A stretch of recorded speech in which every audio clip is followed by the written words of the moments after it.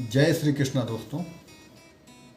कई बार हम सभी लोगों के दिल में ख्याल आता है कि जो लोग पहले से ही दुखी हैं उनको और दुख मिलते हैं और जो लोग सुखी हैं उनको और सुख मिलते हैं। ऐसा ही एक ख्याल एक बार माता पार्वती के दिमाग में आया।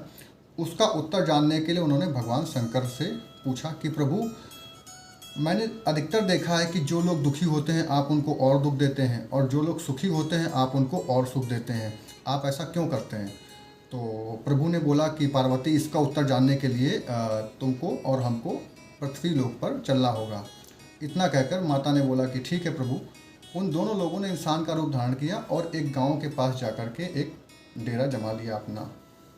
भगवान ने माता से कहा, पार्वती, क्योंकि हम लोग यहाँ पर इंसान के रूप में आए हैं इसीलिए हमें इंसानी परंपराओं का निर्वहन करते हुए यहाँ पर भोजन पकाने की व्यवस्था भी करनी पड़ेगी। तो तब तक हम बाहर जाते हैं कुछ भोजन का प्रबंध करने और आप भोजन को पकाने की व्यवस्था करो।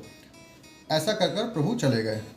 फिर माता पार्वती बाहर निकली और उन्होंने देखा कि बाहर एक जर्जर सा घर था। उससे वो कुछ ईंटें लेकर के आई और उन्होंने चूल्हा का प्रबंध कर लिया। जैसे ही चूल्हा बनकर तैयार हुआ, भगवान शंकर दोबारा से आ गए और पार्वती माता ने देखा कि प्रभु खाली आता है तो उनसे सवाल किया कि प्रभु ये क्या, आप तो कुछ लाए ही नहीं, अब हम भोजन कैसे बनाएंगे? तो प्रभु ने बोला कि पार्वती, अब आपको इसकी आवश्यकता नहीं पड़ेगी।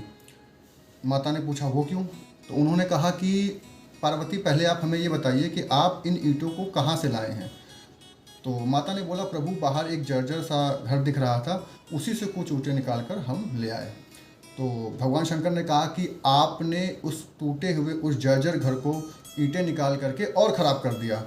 तो माता ने कहा, मैं क्या करती प्रभु, क्योंकि और सारे घर लोगों ने बहुत अच्छे तरीके से सजा रखे थे, उनका रख रखाव बहुत अच्छे तरीके से कर रखा था, इसलिए हम उन घर की सुंदरता नहीं बिगाड़ सकते थे। तो प्रभु ने बोला कि आपके प्रश्न का भी यही उत्तर है कि जिन लोगों ने अपने अच्छे कर्मों से अपने जीवन को संवार रखा है और सुख भोग रहे हैं, वो अपने कर्मों के वजह से ही सुख भोग रहे हैं, और जो भी आज दुखी हैं वो अपने बुरे कर्मों के द्वारा ही दुखी है।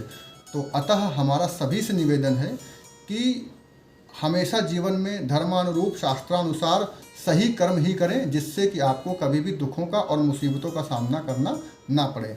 जय श्री कृष्णा।